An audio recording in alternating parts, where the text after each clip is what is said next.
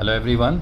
तो कल हम लोग रेडियो एक्टिविटी में बात किए थे अल्फ़ा बीटा गामा एमिशन की, पॉजिट्रॉन एमिशन की, है ना, इलेक्ट्रॉन कैप्चर की बात किए थे।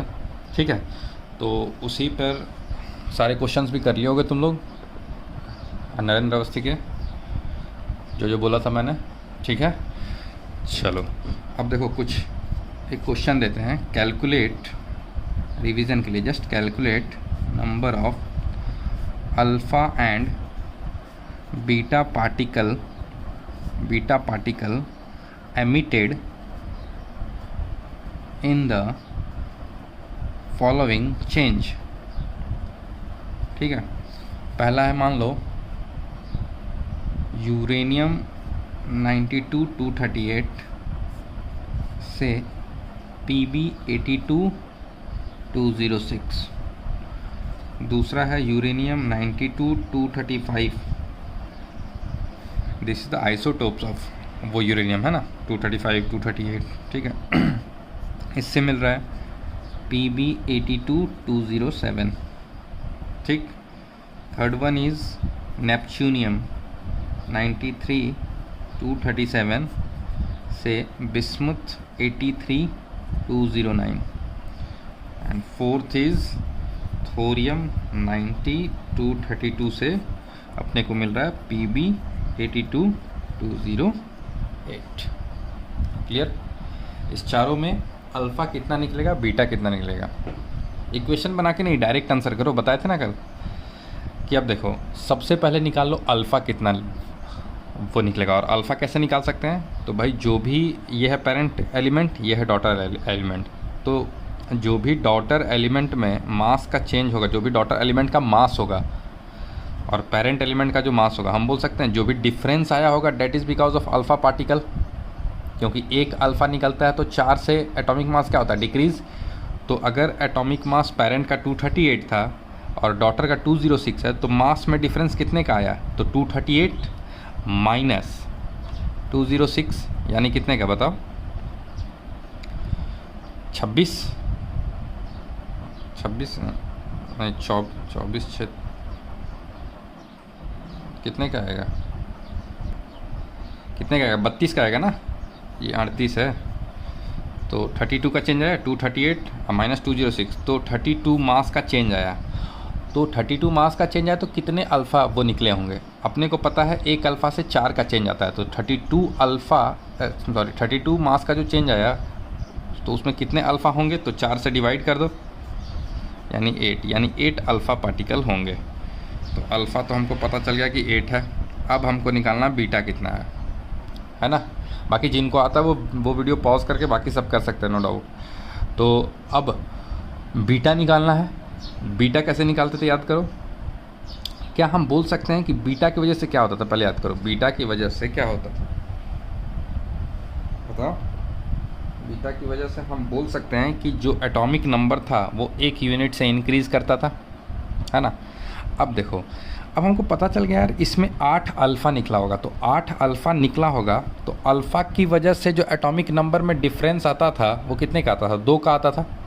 तो अगर 8 अल्फ़ा वो निकला तो इसका मतलब एटॉमिक नंबर में डिफरेंस आना चाहिए 8 2 जा 16 का, 8 2 जा 16 का आना चाहिए ना। तो 8 2 जा 16 का अगर डिफरेंस आना चाहिए तो पहले 92 था, अब कितना है, सॉरी पहले वो 92 था, तो अगर 16 का डिफरेंस आता तो इसका एटॉमिक जो नंबर है वो कितना होना चाहिए था, 76 होना चाहिए था, लेकिन है कितना 82। और ये क्यों है, ड्यू टू बीटा एमिशन, क्योंकि बीटा निकला होगा तो बीटा से एटॉमिक नंबर इंक्रीज़ होता है। तो 76 होना चाहिए था लेकिन है 82 इधर, इसका मतलब ज़रूर 6 बीटा निकला होगा जिससे कि 6 एटॉमिक नंबर बढ़ गया होगा तो 82 आया है। तो हम बोल सकते हैं बीटा इज़ 6। क्लियर है, ठीक है ना। तो ये अब ये भी निकाल लो, ये भी निकाल लो, पॉज करके तुम लोग भी निकाल लो, और जिन्होंने निकाल लिए उसके लिए हम आंसर लिख दे रहे हैं। इसमें अल्फ़ा 7 बीटा 4, इसमें अल्फ़ा 7 बीटा 4, इसमें अल्फ़ा 6 बीटा 4। आसान है, कर लो, ठीक है। अब जो है हम लोग समझेंगे बाइंडिंग एनर्जी। हम लोग क्या समझेंगे? Binding energy. Binding energy short में इसको बीई भी बोलते हैं, बीई, बाइंडिंग एनर्जी या बीई। और एक टर्म आएगा binding energy per nucleon, binding energy per nucleon. ये दो टर्म सीखेंगे। तो सबसे पहले बाइंडिंग एनर्जी देख लें। अच्छा, बाइंडिंग एनर्जी समझने के लिए थोड़ा सा तुमको आइंस्टाइन का जो एक इक्वेशन था ना, मास एनर्जी इक्विवेलेंस, क्या था याद है? E is equal to M C square. याद करो, E is equal to M C square, जहाँ पर E क्या था? एनर्जी, M क्या था? मास, और C क्या था? Speed of light, speed of light, है ना। तो इसी इक्वेशन से हम लोग बाइंडिंग एनर्जी भी कैलकुलेट करते हैं। अब देखो, इस इक्वेशन से अगर हम बात करें तो M is equal to E upon C square लिख सकते हैं क्या? इसका मतलब आइंस्टाइन ने ये कहा था कि मास और एनर्जी कन्वर्टिबल है, आपस में ही कन्वर्ट हो जाते हैं। मास एनर्जी में चेंज हो जाता है, एनर्जी मास में कन्वर्ट हो सकता है, ऐसे। अच्छा, अगर तुमसे कोई पूछे, सपोज एक बहुत बेसिक क्वेश्चन है, पूछ रहा है, तो टॉपिक से है नहीं, थोड़ा सा देखो। मान लो एक बॉल है, एक बॉल ऐसे रुका हुआ है ना, रेस्ट पे, U इक्वल टू 0, चलो ठीक है, थोड़ा सा फिजिक्स। और एक बॉल मान लो मूव कर रहा है, सेम साइज़ का बॉल है, सब कुछ सेम है, सेम बॉल है, लेकिन वो बॉल मूव कर रहा है स्पीड से मान लो 50 मीटर पर सेकेंड। तो बता सकते हो कि मास दोनों का सेम होगा या डिफरेंट होगा? तुम बोलोगे सर मास तो सेम ही होता है। हम बोलेंगे नहीं, इसका जो मास है ना, इससे थोड़ा सा ज़्यादा होगा, थोड़ा सा ज़्यादा होगा। अब वो थोड़ा सा, वो कितना ज़्यादा होगा वो अभी दिखाते हैं। मान लो इस बॉल का मास हम बोल देते हैं, जब रेस्ट पे था तो इस बॉल का मास कितना है? 5 kg मान लो। 5 kg बहुत ज़्यादा मान लिए, फिर भी मान लो, चलो कोई दिक्कत नहीं। ऐसे 5 kg जो छोड़ो, मान ली तो मान ली ना। अब 5 kg का था। अब देखो, अगर ये बॉडी तो रेस्ट पे है तो इसमें काइनेटिक एनर्जी वगैरह तो 0 है, तो हम बोल सकते हैं कि इस बॉडी का मास तो 5 kg ही है। लेकिन इस बॉडी का मास क्या है? 5 kg तो है ही है, प्लस ये बॉडी मूव कर रहा है, तो इसमें काइनेटिक एनर्जी भी होगा। काइनेटिक एनर्जी होगा ना, half mv square, half mv square. तो अगर हाफ mv स्क्वायर करोगे तो कितना आ जाएगा? हाफ इंटू मास कितना है? 5 kg, वेलोसिटी कितना है? 50, यानी 50 का स्क्वायर। ये वैल्यू कितना आएगा बताओ? ये आएगा 2.5, और 50 का स्क्वायर कितना होगा? 2500, है ना। तो 2500 की बात करें तो 25 25 625, 6250 जूल, यही होगा ना, यही होगा, ठीक। तो ये आगे इसकी काइनेटिक एनर्जी। अब एक्चुअल में इसकी जो काइनेटिक एनर्जी आई, तो इस एनर्जी की वजह से भी तो इसमें कुछ मास आया होगा। आइंस्टाइन का अगर इक्वेशन लगाओगे तो इस एनर्जी के वजह से भी तो मास आया होगा, और वो मास कितना होगा? m is equal to E by C square, जो भी E है। अब ये E मान लो kinetic energy upon C square करो। अब काइनेटिक एनर्जी कितना है? 6250 अपॉन C कितना होता है? 3.8 इंटू 10 की पावर 8, इसका स्क्वायर। इसका स्क्वायर कहने का मतलब हम बोल सकते हैं कि ऊपर में 6250 है, और अपॉन 3.8 इंटू 3.8, और 10 की पावर 8 का स्क्वायर कितना हो जाएगा? 10 की पावर 16। अब जस्ट इमेजिन, अगर 10 की पावर 16 से इस नंबर को डिवाइड करोगे तो इसका क्या हालत होगा, पता है ना? हाँ, इसका क्या हालत होगा? 10 की पावर 16 मतलब समझ रहे हो ना, 1 2 3 4 5 6 7 8 9 10 11 12 13 14 15 16, इतना। और इंटू 3.8 जो है वो तो है ही है, से 6250 को करना है डिवाइड। करके देख लो और बताओ कितना आएगा। क्या बताओगे?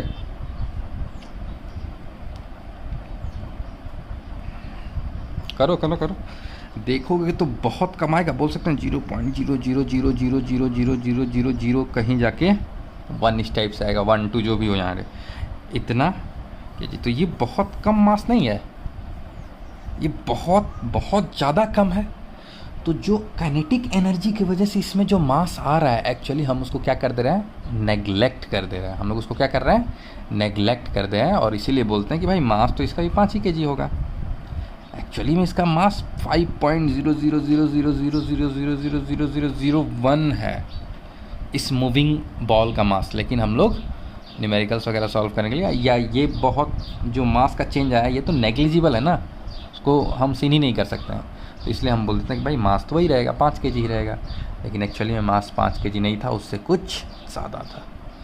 क्लियर है क्या बताना चाह रहे हैं हम ये बताना चाह रहे हैं कि आइंस्टीन ने बोला था कि एनर्जी और मास आपस में कन्वर्टिबल है, ठीक है।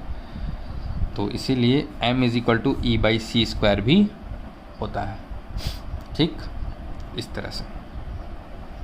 चलो फिलहाल हम लोग कहाँ पे थे, अपना टॉपिक है बाइंडिंग एनर्जी। बाइंडिंग एनर्जी को समझाने के लिए फिर से हम थोड़ा कुछ रफ आइडियाज़ करेंगे। देखो बाइंडिंग एनर्जी एक्चुअली क्या होता है, तुमको लैटिस एनर्जी समझ में आता है क्या? लैटिस एनर्जी क्या समझते हो, समझते हो? लैटिस एनर्जी पढ़े हो ना, आयनिक कंपाउंड का लैटिस एनर्जी होता है कि अगर तुमने 1 मोल Na+ लिया है ना, 1 मोल Cl- लिया और इसको मिलाया तो तुमको क्या मिला, NaCl 1 मोल। और इस दौरान जो एनर्जी रिलीज़ हुई, एनर्जी जो रिलीज़ हुई उसी को हम लोग क्या बोलते थे, लैटिस एनर्जी। उसको हम लोग क्या बोलते थे, लैटिस एनर्जी, पढ़े होगे, ठीक है। अब लैटिस एनर्जी ये हुआ। अच्छा, लैटिस एनर्जी का एक और हम जो है डेफिनेशन ऐसे भी दे सकते थे कि भाई 1 मोल NaCl को 1 मोल NaCl को Na+ और Cl- में ब्रेक करने के लिए जो एनर्जी देनी पड़ेगी उसी को लैटिस एनर्जी बोलेंगे, बोल सकते हैं ना। मतलब Na+ और Cl- के फॉर्मेशन से जो NaCl बना और उस टाइम ये बना तो ये स्टेबल है, तो ये कुछ एनर्जी रिलीज़ होगी, तो वो एनर्जी जो रिलीज़ हुई that is called lattice energy. उसी तरह हम बोल सकते हैं कि NaCl को 1 मोल NaCl को ब्रेक करने में, और वो किस में ब्रेक करना है, Na+ और Cl- में। तो 1 मोल NaCl को इसमें ब्रेक करने के लिए जो एनर्जी रिक्वायर्ड होगी दैट इज़ लैटिस एनर्जी बोलते थे। एक्सक्यूज़ मी, हाँ, तो ये हो गया ना, ठीक। अब देखो बाइंडिंग एनर्जी भी हम लोग इससे थोड़ा सा रिलेट कर सकते हैं। बाइंडिंग एनर्जी देखो क्या होता है। बाइंडिंग एनर्जी, अभी तक हम बाइंडिंग एनर्जी बता नहीं रहे थे, माहौल बना रहे थे बाइंडिंग एनर्जी का, ठीक है। बाइंडिंग एनर्जी को समझने के लिए देखो क्या होता है कि मान लो ये एक न्यूक्लियस है, सपोज ये एक न्यूक्लियस है। इस न्यूक्लियस में मान लो 6 प्रोटॉन है और 6 न्यूट्रॉन है। इस वो न्यूक्लियस में क्या है, 6 प्रोटॉन और 6 न्यूट्रॉन। अब ये जो 6 प्रोटॉन होंगे तो हम इसको दिखा सकते हैं ऐसे डॉट ऐसे करके, मतलब एक वो न्यूक्लियस बना दिए, उसमें 1 2 3 4 5 6 प्रोटॉन दिखा दिए और 1 2 3 4 5 6 न्यूट्रॉन दिखा दिए। तो इसमें हम बोल रहे हैं 6 प्रोटॉन है और 6 न्यूट्रॉन है।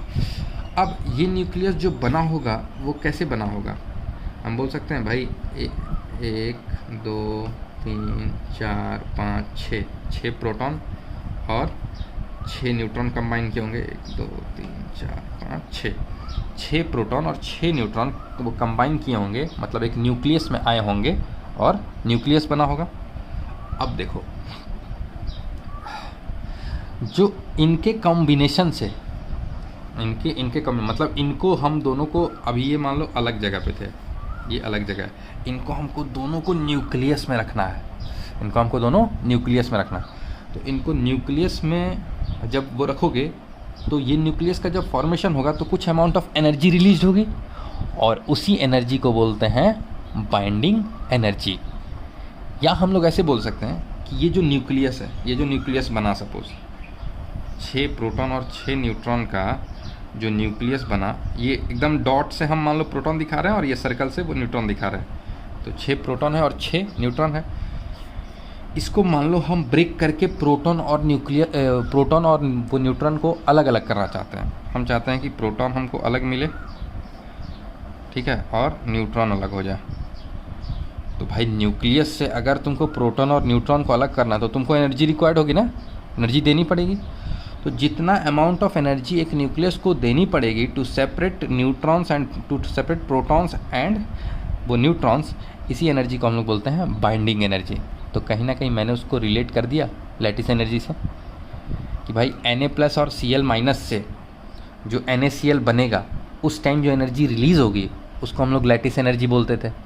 या फिर हम बोलते थे कि भाई NaCl को ब्रेक करने के लिए Na+ और Cl- में जो एनर्जी रिक्वायर्ड होगी उसको लैटिस एनर्जी बोलते थे। तो इसी तरह बाइंडिंग एनर्जी हम बोल सकते हैं कि प्रोटॉन और न्यूट्रॉन के फॉर्मेशन से, मतलब प्रोटॉन और वो न्यूट्रॉन जब कंबाइन करके एक न्यूक्लियस में आएगा तो एक एनर्जी रिलीज़ होगी, that energy is called binding energy. या उसको और अच्छे से वो समझने के लिए कि भाई ये प्रोटॉन और न्यूट्रॉन जो हैं ये आपस में वो न्यूक्लियस में हैं, तो इनको कोई तो होल्ड करके रख रहा है, वो है बाइंडिंग एनर्जी। बाइंडिंग एनर्जी इनको होल्ड करके रख रहा है। और जब तक तुम कोई एनर्जी दोगे जो कि बाइंडिंग एनर्जी से ज़्यादा होगी तो ये क्या होगा, टूट जाएगा प्रोटॉन और वो न्यूट्रॉन में, या बाइंडिंग एनर्जी के बराबर भी होगी तो भी ये प्रोटॉन और वो न्यूट्रॉन में ब्रेक कर जाएगा। This is binding energy, this is binding energy. अब इसको लिखना मत, इसको मत, मतलब थोड़ा सा हल्का सा बना सकते हो रफ में। अभी शुरू करेंगे, डेफिनेशन देंगे बाइंडिंग एनर्जी का। या फिर एक होता है binding energy per nucleon, binding energy per nucleon, binding energy per nucleon. अब ये क्या होता है, मान लो किसी न्यूक्लियस की बाइंडिंग एनर्जी आ गई, कुछ भी मान लो, सपोज आ गई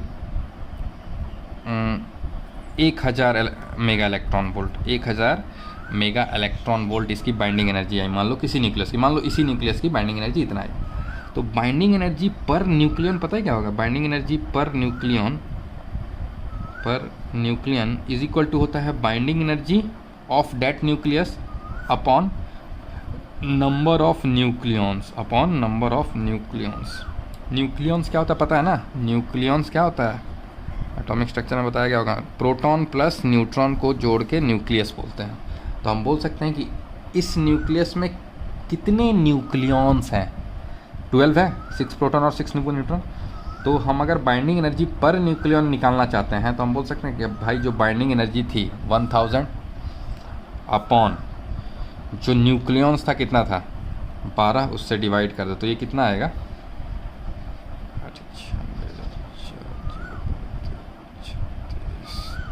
83.33 मेगा इलेक्ट्रॉन वोल्ट के आसपास आएगा। मतलब कि इसका मतलब बाइंडिंग एनर्जी पर न्यूक्लियन का मतलब हुआ कि भाई इस न्यूक्लियस से एक न्यूक्लियंस को, मतलब एक वो न्यूक्लियंस बोले तो एक प्रोटॉन या एक न्यूट्रॉन को निकालने के लिए अपने को 83.33 मेगा इलेक्ट्रॉन वोल्ट एनर्जी देनी होगी, अपने को 83.33 मेगा इलेक्ट्रॉन वोल्ट एनर्जी देनी होगी। अच्छा अब बताओ कि मान लो तुम्हारे पास 2 न्यूक्लियस है, सपोज 2 न्यूक्लियंस है, और तुमसे पूछा गया कि कौन न्यूक्लियस ज़्यादा स्टेबल है, तो हम बोल सकते हैं जिसका binding energy per nucleon, binding energy नहीं, बाइंडिंग एनर्जी पर न्यूक्लियन जिसका ज़्यादा होगा वो न्यूक्लियस उतना ज़्यादा स्टेबल होगा। ये सब अभी लिखेंगे हम लोग, कोई दिक्कत नहीं है, हम पहले पूरा स्टोरी बता दे रहे हैं क्या पढ़ाएंगे आज। तो बाइंडिंग एनर्जी पर न्यूक्लियन जिसका ज़्यादा होगा, हम बोल सकते हैं उस न्यूक्लियंस को ब्रेक करना या उस न्यूक्लियन को टूटना या उस न्यूक्लियन का रेडियो एक्टिविटी डीके होना ज़्यादा मुश्किल होगा, बिल्कुल बोल सकते हैं, है ना।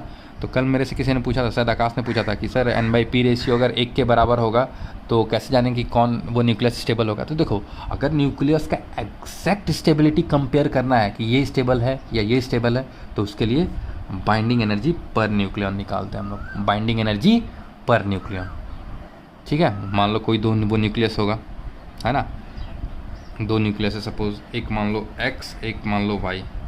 ठीक है, X में मान लो X का यहाँ समथिंग सपोज़ यहाँ 12 है, यहाँ 6 है, Y का सपोज़ यहाँ 7 है, यहाँ 14 है। ठीक है, तो इसका X का जो बाइंडिंग एनर्जी है, X का बाइंडिंग एनर्जी दिया हुआ था तुमको 1000 मेगा इलेक्ट्रॉन वोल्ट, सपोज़ ये एक डाटा सपोज़ किया, और Y का बाइंडिंग एनर्जी दिया हुआ है 500 मेगा इलेक्ट्रॉन वोल्ट। तो हमको क्या निकालना है, अगर न्यूक्लियस की स्टेबिलिटी कंपेयर करनी है तो बाइंडिंग एनर्जी पर न्यूक्लियन निकालना है, बाइंडिंग एनर्जी पर न्यूक्लियन। तो वो कैसे निकालते हैं, तो अगर हम बाइंडिंग एनर्जी X का पर वो न्यूक्लियन निकालेंगे, पर nucleon binding energy of X कितना हो जाएगा, तो जितना एक्स का बाइंडिंग एनर्जी था 1000 अपॉन जितना क्या होगा न्यूक्लियॉन्स होगा, और वो न्यूक्लियॉन्स कितना है इसके बराबर, न्यूट्रॉन प्लस प्रोटॉन के बराबर ही तो न्यूक्लियस है, और neutron plus proton is equal to mass number ही तो होता है, 12 से डिवाइड दे दे तो ये कितना हो जाएगा, 12 से डिवाइड दोगे तो वही 83.33 मेगा इलेक्ट्रॉन वोल्ट आएगा।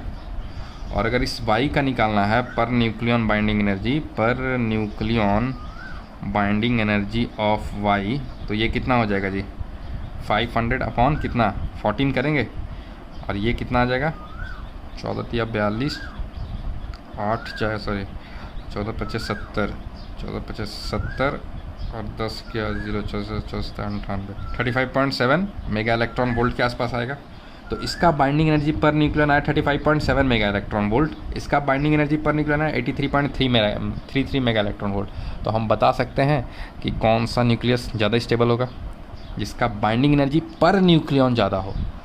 अच्छा, ऐसा भी हो सकता है कि दो न्यूक्लियस का बाइंडिंग एनर्जी अलग अलग हो, मतलब हो सकता है कि बाइंडिंग एनर्जी किसी न्यूक्लियस का ज़्यादा हो लेकिन बाइंडिंग एनर्जी पर न्यूक्लियन उस न्यूक्लियस का कम हो। वो तो डिपेंड करेगा ना कि उसमें मास नंबर उसका कितना है। और बात समझ रहे हो क्या? तो इसलिए बाइंडिंग एनर्जी से कभी कंपेयर मत करना, बाइंडिंग एनर्जी पर न्यूक्लियन से कंपेयर करना है कि कौन ज़्यादा स्टेबल है। बात समझ में आ रही है? अब हम लोग बाइंडिंग एनर्जी वगैरह का डेफिनेशन लिखेंगे, देखेंगे बाइंडिंग एनर्जी कैसे निकालते हैं, है ना। बाइंडिंग एनर्जी पर न्यूक्लियन तो निकालने सीख गए, और हम लोग कंपेयर करके स्टेबिलिटी बता सकते हैं। तो आज का एक टॉपिक ये है, और एक पढ़ेंगे ग्रुप डिस्प्लेसमेंट लॉ, और सीरीज़ पढ़ेंगे एक, बस इतना ही पढ़ेंगे। न्यूक्लियर फिजन, न्यूक्लियर फ्यूज़न, ये और वो न्यूक्लियर रिएक्टर, इसको तुम लोग डिटेल में स्टडी करोगे फिजिक्स में, ठीक है।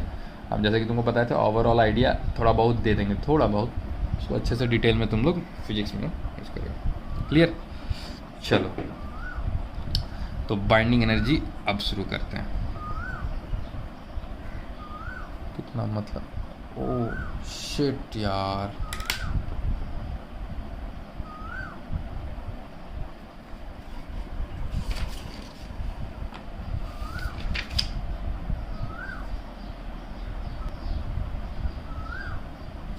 कुछ नहीं आएगा यार।